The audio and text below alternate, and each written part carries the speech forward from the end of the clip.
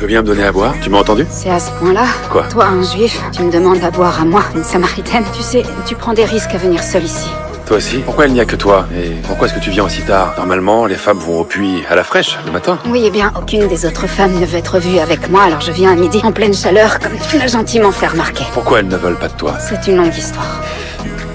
J'aimerais quand même avoir de l'eau, si ça ne t'embête pas. C'est incroyable ce que la soif peut faire faire. Pour toi, je ne suis pas impure. Peut-être que les gens de chez moi disent ça des femmes de chez toi, mais pas moi. Ah oui? Tu dis quoi, toi, alors? Je dis que si tu savais qui je suis, c'est toi qui m'aurais demandé à boire. Et je t'aurais donné de l'eau vive. Aurais donné. Sauf que tu n'as rien pour tirer l'eau du puits et il est très profond. En plus, je vois pas pourquoi tu me demanderais si tu avais de l'eau vive. C'est une longue histoire. L'eau des Juifs est meilleure que celle des Samaritains. Non, ce n'est pas ce que j'ai dit. Tu es meilleur que notre ancêtre Jacob, celui qui a creusé ce puits. Ton eau est meilleure que la sienne? Je connais Jacob. Et quiconque boira de cette eau aura encore soif. Mais celui qui boira l'eau que je lui donnerai n'aura plus jamais soif. Ce serait merveilleux.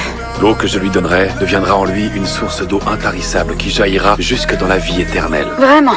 Oui, vraiment. Prouve-le. Va donc, va appeler ton mari et reviens ici, pour qu'il voie lui aussi. Je n'ai pas de mari. Tu as raison, tu as eu 5 maris. L'homme avec qui tu vis maintenant n'est pas ton mari.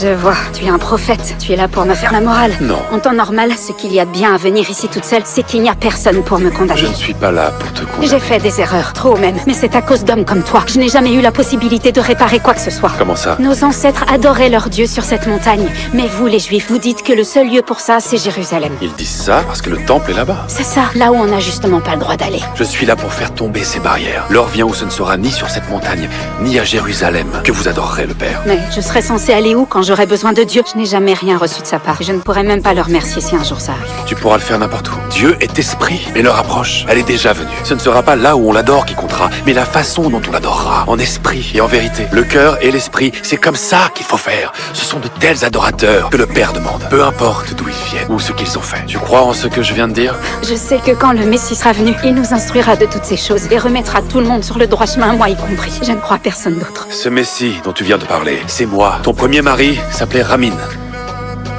Tu étais une femme pure qui se réjouissait de se marier, mais lui n'était pas un homme bon. Ne dis plus rien. Le deuxième s'appelait Farzad. Pourquoi tu fais ça? Je ne me suis pas encore révélé comme le Messie à qui que ce soit. Tu n'as pas choisi la bonne personne. Je suis venu en Samarie uniquement pour toi.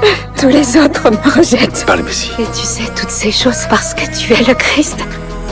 Je vais l'annoncer à tout le monde. Je comptais sur toi, justement.